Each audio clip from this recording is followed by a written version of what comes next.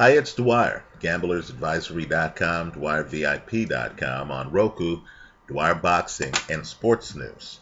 Remember, the opinion you should follow should be your own. Just consider this video to be a second opinion from a complete stranger online. Also, Dwyer Sports Betting here on YouTube. That's going to be the site where I talk about sports other than boxing. It's free. I hope you consider subscribing there too. Okay, let's talk boxing.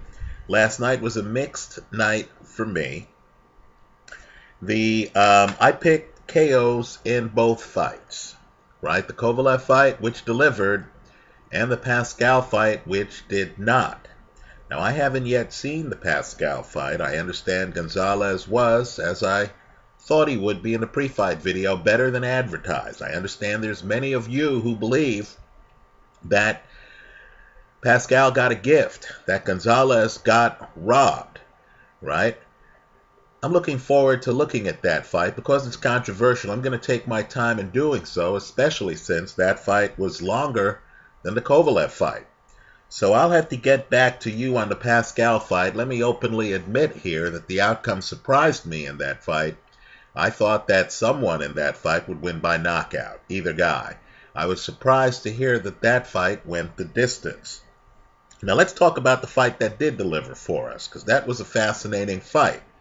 I think the people here online are being much too hard on Mohammadi, right? Kovalev gets the KO.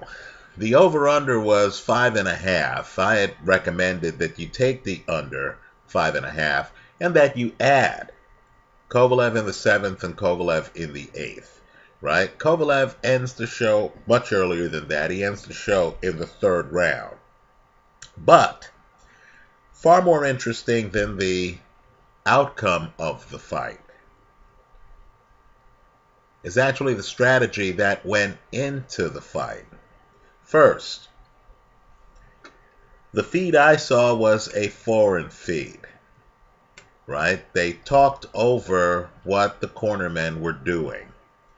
For those of you able to hear and understand Abel Sanchez, if you had an English feed or a feed where the commentators didn't talk over the cornermen, understand that the cornerman in Mohammadi's corner, and Mohammadi's a hunter just like Golovkin, is actually the cornerman for Golovkin. Right? Now understand, Kovalev actually trained under Abel Sanchez. You had a unique dynamic where Kovalev's former trainer was in the opposing corner. So, I'm trying to hunt down the English feed. Just understand that the advice Sanchez is giving Mohammadi is the advice he would give Golovkin. Understand, too, it's advice based on his own personal observation in his gym in Big Bear of Kovalev. Right? So that's the first point. I would encourage those of you with the English tape to hit me up on email. Give me a link to that tape, or to tell us about what Sanchez was telling his fighter. Now let me say, I liked a lot of what Mohammadi did. First off, he hides his body. Right? He comes out, he's not running, folks. He's pretty much in front of Kovalev and he leans forward. He comes in, he's trying to come in low. Right? Kovalev doesn't hit him with a lot of body shots. I thought he did a good job of hiding his body. But understand, he's not defensively blessed. Because Mohammadi, who had knockouts in a string of fights before this one, is a hunter like Kovalev. That's the wrong mindset against Kovalev. Because you know Kovalev is offensively gifted. Right? So Mohammadi wasn't able to set up the angles that a guy thinking defensively, let's say a Floyd Mayweather, would set up. So there's a hole in what Mohammadi is doing. Right? He's in front of Kovalev. He's not running. Right? He's bent over. He has his body protected. But for some odd reason, he just couldn't get the angle right on how to defend Kovalev's right hand. The right hand lines up opposite Mohammadi's left. And Mohammadi just didn't know how to either lean his head and contort his body this way, so there's nothing to hit up top with a left hand, right? Kovalev doesn't, a right hand, right? He just didn't know how to hide his head on that side to take away the hand. Nor did he know how to keep his left hand home to block that shot, right? Mohammadi is there trying to figure out a way to duke it out with Kovalev. He's thinking more offensively than defensively. It's Kovalev's right hand that keeps flying in over Mohammadi's shoulder. That's the difference maker in this fight. Right? Understand, Kovalev doesn't land a lot of body shots. You don't see Kovalev varying the offensive attack that much. He's shooting a jab. You know, with Don Turner in his corner, sooner or later he's going to learn how to throw a great jab. He's shooting a jab, right? Then he's coming in with hooks behind the jab. You don't see uppercuts. You don't see him doing much else, right? He's not trying to get to Mohammadi's body. Granted, the fight is a relatively recent fight, right? I mean, it's a short fight. Now let's talk about what Mohammadi should have done. Because this is what potential opponents of Kovalev would need to do. And right now, let me say, Kovalev really is establishing himself as the best at 175 pounds. He hasn't been seriously challenged of late. Understand he has multiple belts in the weight class. Mohammadi was his mandatory challenger. He just dispatched him. Right? I believe most people look at him and look at Adonis Stevenson, who you know is kind of like a bigger version of Manny Pacquiao. In other words, a straight left hand from distance. Not a left hook, it's a straight left hand. I think people understand that Kovalev, whose jab is rapidly becoming the best in the division, that Kovalev is a harder matchup than Adonis Stevenson. Right? Ironically, go through their records, you're going to find out that both guys had problems with America's best opponent, Darnell Boone. But let's just say Kovalev is learning the sport right now as champion, and he's greatly lifted his game. Nonetheless, every man has weaknesses. Mohammadi should have, number one, tried to force Kovalev to shorten his punches. Kovalev likes a little bit of room to operate, doesn't he? He's shooting a jab early in the fight to get that room, isn't he? Right? He has too much space to aim and throw that right hand. Way too much space. I believe an opponent needs to figure out a way to take away the jab, right? Mohammadi could have come in with more of a bounce, right? He could have varied distance a little bit. In other words, been too far away for the jab to land. Then bounce under it and get inside and be too close for the jab to land. For those of you looking at a heavyweight champion who was a master at this, right, who guys like Mike Tyson patterned himself after, look at films of Jack Dempsey, right? He's moving around the ring. Mohammadi, a hunter, didn't really have the gift of figuring out how to use the ring for movement. Right? Someone like a James DeGale has made a career on this. Right? Mohammadi has more problems with Kovalev's jab than he should have. Also, Mohammadi, while he's having problems with the jab, has problems with Kovalev's right hand that Kovalev's able to throw from distance.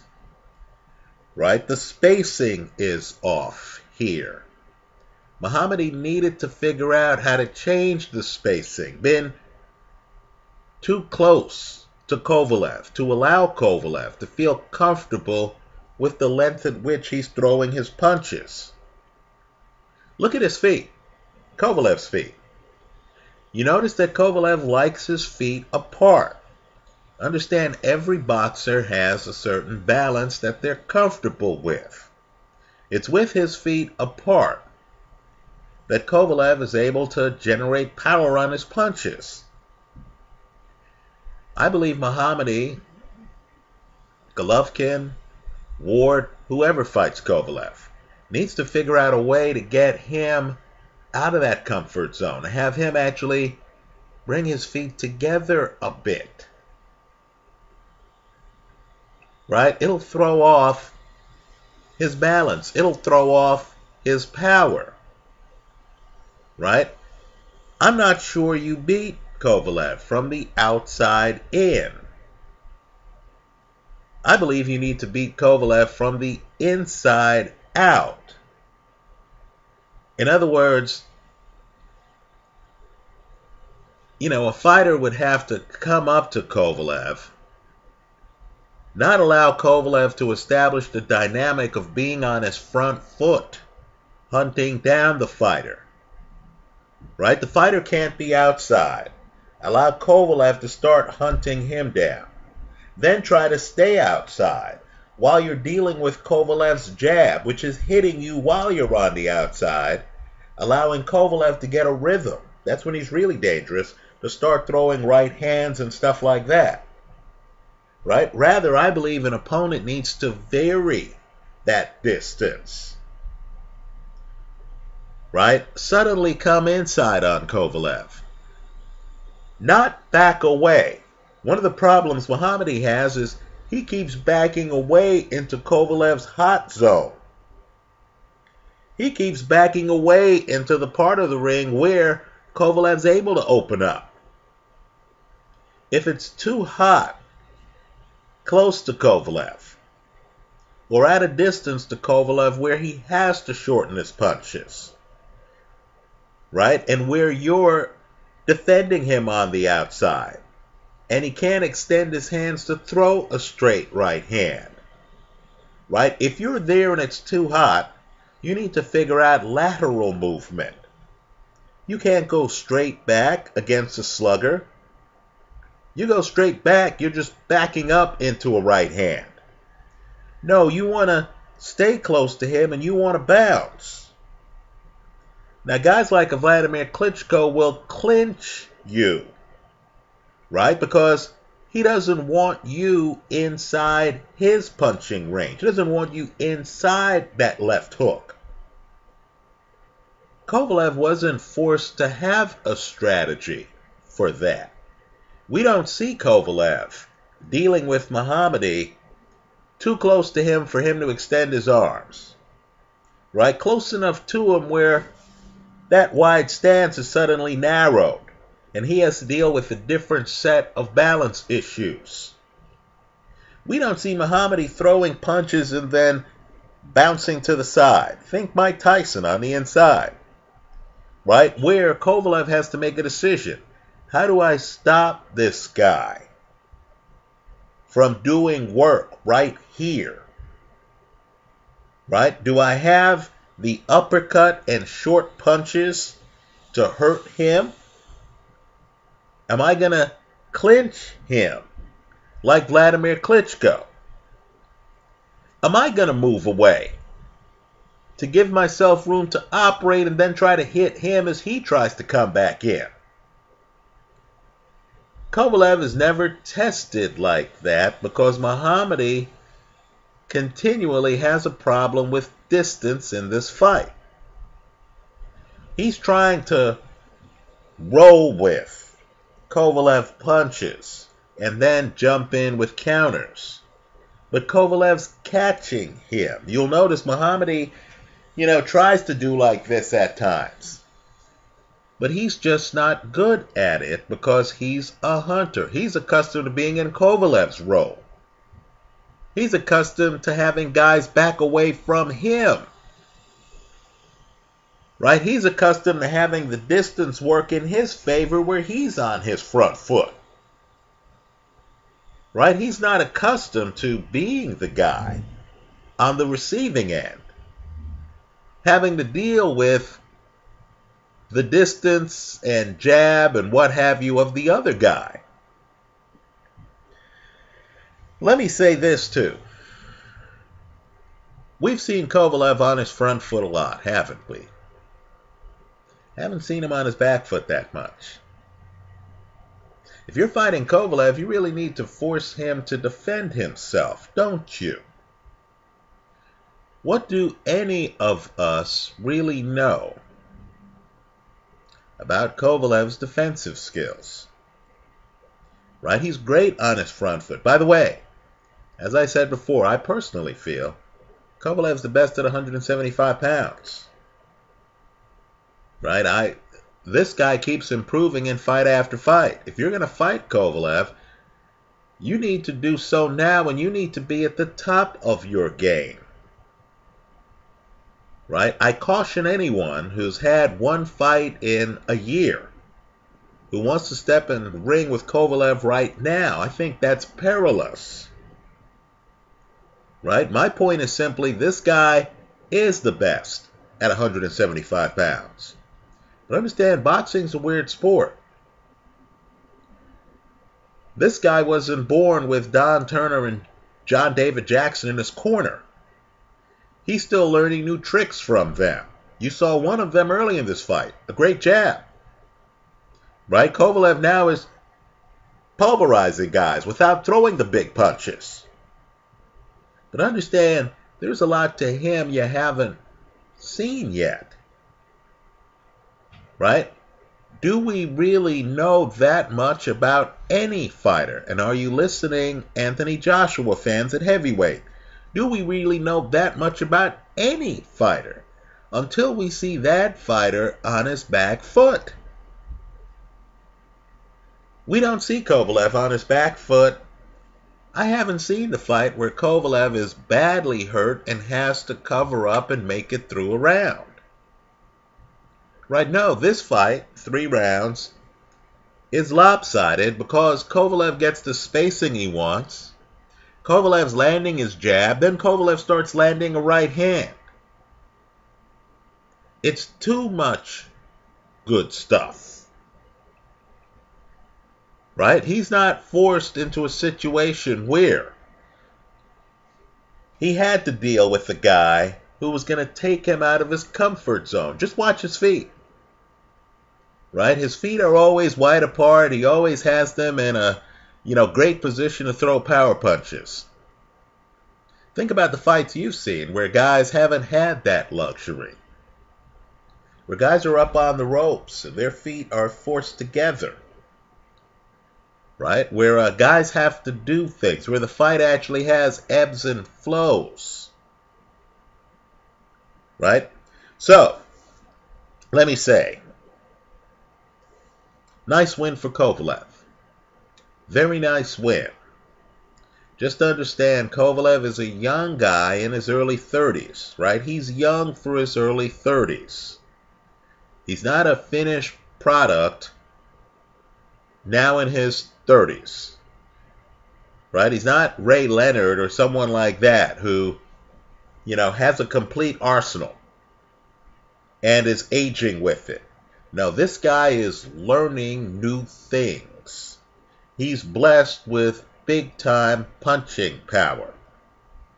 When he hits you on the side of your head with his right hand, most men are going to go down. You saw the end of the fight. Mohammadi thinks he's thumbed in the eye. I believe Kovalev hit so hard, let's hope Mohammadi doesn't have a broken orbital bone. Right? He hit so hard that guys go down and Kovalev expects it. The camera in this fight caught him with Mohammadi on the canvas, urging Mohammadi to get back up. That's who he is. Right? He's not grateful for the knockdown. He wants to win the fight by a knockdown. Right? Go back and look at the film of him against Ismail Shalak. Right? Those guys came up together. Those guys were rivals. You're going to notice with Kovalev, it's not business, it's personal. He wants to hurt guys in the ring. He's confident in his punching power. An opponent's going to have to take that confidence away by taking him out of his comfort zone. You knew Mohammadi was in trouble when he's allowing Kovalev to get off first with a jab early. You have no shot against Kovalev if you're allowing yourself to get hit with his jab. Because then he has the distance he wants on you, then he can open up with his shots. Right? You want to force him not to be able to open up. You want to see the version of Kovalev on his back foot that we haven't seen. Right? There's a fight online. You know, Kovalev had a fight where the guy he fought died, believe it or not, after the fight. Now, let me just say, if you look at the footage of that fight, it's interesting. Because that guy, ironically, takes Kovalev out of his comfort zone during parts of the fight. Right? He does. Kovalev, of course, punching power rules the day and ended up costing that young man his life. But understand, there are ways to take Kovalev out of his comfort zone. Right? We didn't see that here. We saw Kovalev with his feet set the way he wanted, throwing the power punches he wanted behind a jab. We saw an opponent get hurt, and rather than move in or move at a different angle to the side, move behind Kovalev. Keep in mind, there's nothing wrong with moving behind a guy. Right? You can't throw rabbit punches behind the guy. But skilled fighters will move behind you, knowing that you're going to have to either move away or turn into whatever they're throwing at you. Right? Mohammadi didn't use the spacing right. Right? I figured this fight wouldn't go the distance because I thought one of these guys was going to get hit with hard shots, because this was a fight of two hunters who wanted to throw blows and who weren't accustomed to having blows thrown back at them. Do we know how Kovalev would deal with a guy throwing blows back at him at a distance that makes him uncomfortable and that dampens his volume? That remains an open question, even though Kovalev, in my opinion, is the best at 175 pounds. Let me hear from you. Leave your comments for me here online.